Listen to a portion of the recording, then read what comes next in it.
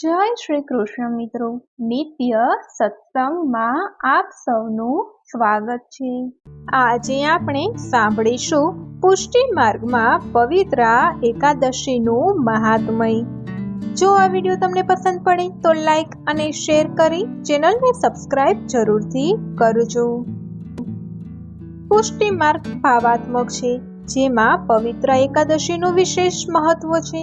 શ્રી મહાપ્રભુજી શ્રી દામોદરદાસ હરસાણીની સાથે કે જેઓને સર્વપ્રથમ બ્રહ્મ સંબંધ લેવડાવ્યું હતું, તેઓની સાથે શ્રી યમુનાજીના કિનારે ગોવિંદ ઘાટ ઉપર ચિંતામગ્ન સ્થિતિમાં બિરાજમાન હતા।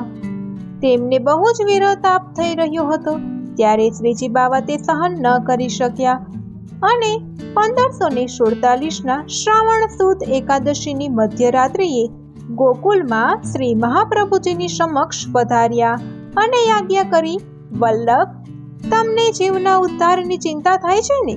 પણ આ કળિયુગમાં જ્ઞાન, કર્મ કે યોગથી જીવનો ઉદ્ધાર થાય એ શક્ય નથી।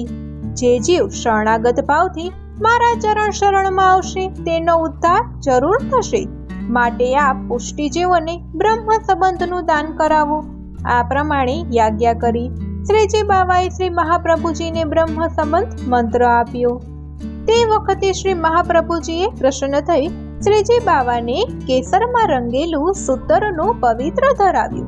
ત્યારથી પુષ્ટિ માર્ગમાં પવિત્રા એકાદશી અને દ્વાદશીના દિવસે પવિત્ર ધરાવવાની પ્રણાલિકા જારી છે। આ દિવસ પુષ્ટિ માર્ગનો પ્રાગટ્ય દિવસ પણ કહેવાય છે। પવિત્રામાંનું સૂતર એ ભક્તિનું પ્રતીક છે, કારણ કે પ્રેમનો તાતણો સૂતરના તાતણા જેવો હોય છે। એકવાર પ્રેમનો તાતણો કપાઈ જાય પછી તેને જોડવો બહુ અઘરો છે। કાચા સૂતરના તાતણાની જેમ પ્રેમને જાળવી રાખવો પડે છે। તેને કેસરથી રંગીને કેસરી કરીએ છીએ। કેસરી રંગ શ્રી સ્વામિનીજીના રંગનું પ્રતીક છે। શ્રી સ્વામિનીજીના ભાવથી તે શ્રી ઠાકોરજીને અંગીકાર કરવામાં આવે છે। એનું નામ પવિત્રા છે, એટલે પ્રેમ જેવી બીજી કોઈ વસ્તુ પવિત્ર નથી।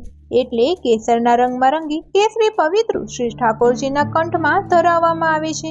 સાથે મિશ્રીનો ભોગ પણ ધરીએ છીએ અને એને પણ કેસરથી રંગી પ્રભુને અંગીકાર કરાવીએ છીએ। પવિત્રા સૂત્ર સિવાય રેશમી પણ મળે છે। રેશમ એ હૃદયની કોમળતાનું સ્વરૂપ છે। પ્રેમ કોમળમાં પણ કોમળ છે। નારદ ભક્તિ સૂત્રમાં એને સૂક્ષ્મથી સૂક્ષ્મ સ્વરૂપનો કહ્યો છે। 360 તારનું એ પવિત્ર બને છે। આપણે જ્યારે ઠાકોરજીને પવિત્ર ધરાવીએ છીએ ત્યારે આપણા હૃદયમાં રહેલા કોમળ અને પવિત્ર ભાવ અર્પણ કરીએ છીએ। વર્ષના 360 દિવસની તમામ ભાવાત્મક સેવાઓ પવિત્રના સ્વરૂપે આપણે શ્રી ઠાકોરજીને અંગીકાર કરીએ છીએ। પવિત્રા શ્રી ગુરુદેવને, શ્રી વલ્લભકુળને અને વૈષ્ણવોને પણ અર્પણ કરાય છે। શ્રી ઠાકોરજીને અને ગુરુદેવને પવિત્ર ધરી દંડવત કરી આપણે ધન્ય બનીએ છીએ। બધા વૈષ્ણવો ફૂલની માળાને બદલે શ્રી ઠાકોરજીને પવિત્રા ધરાવે છે। હવે આપણે જાણીએ કંઠી પહેરવાનું કારણ। જ્યારે જીવ ગુરુના શરણમાં જાય છે ત્યારે ગુરુજી તેમના કાનમાં 3 વાર અષ્ટાક્ષર મંત્ર શ્રી કૃષ્ણ શરણમ મમ બોલે છે અને કંઠી ગળામાં પહેરાવે છે। આને નામ મંત્ર કહેવામાં આવે છે। આ ઉપરાંત તેને નામ પમાવવું પણ કહેવાય છે।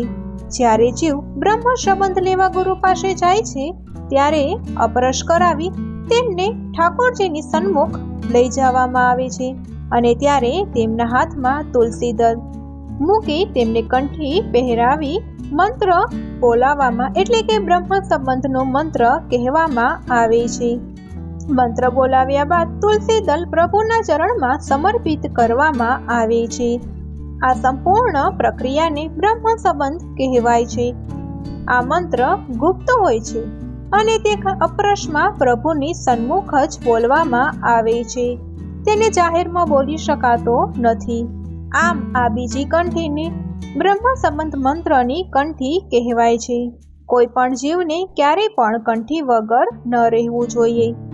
આ ઉપરાંત મસ્તક પર હંમેશા ઉધ્વપુંડ તિલક કરવું જોઈએ।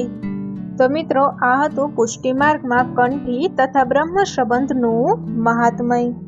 જો આ વિડીયો તમને પસંદ પડ્યો હોય તો લાઈક અને શેર કરી ચેનલને સબસ્ક્રાઇબ જરૂરથી કરજો. જય શ્રી કૃષ્ણ.